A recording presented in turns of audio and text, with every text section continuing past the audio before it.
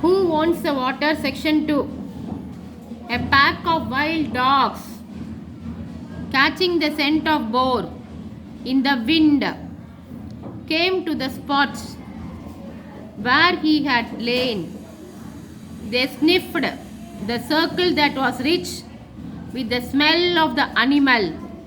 They whined and snarled and dug at the smell as if digging the elusive boar himself out of the ground. Finally, realizing that there was no dinner to be found there, they departed, their noses and tails high in the air, and in doing so, they left the hole a little bigger and wider than they had found it. And then what happened? You will ask. Do other animals come along too? They do indeed.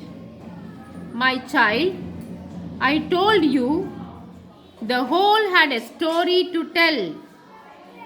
Not long after the rains came, it poured and poured, and only those of us who have seen the monsoons will know what that means. It rained without stopping for 3 days and 3 nights, and the dry earth soaked up the moisture as a hungry puppy laps up milk.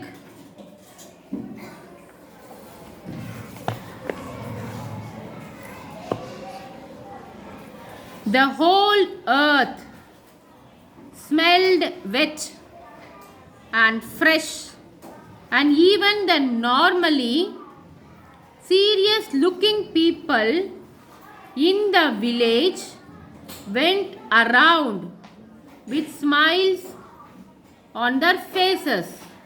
The hole in the ground collected the water that fell around its edges. The grass grew a brighter green. Soon buffaloes discovered the grassy spots, and as buffaloes want to do, they wallowed in the puddly water, turning the hole into a muddy pit.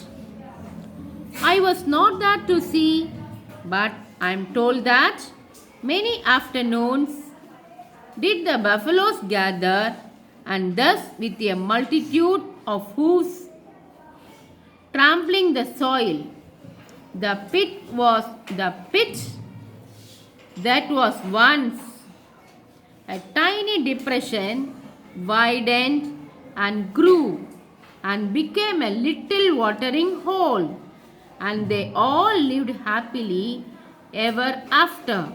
You will say in glee, but that rarely happens in real tales.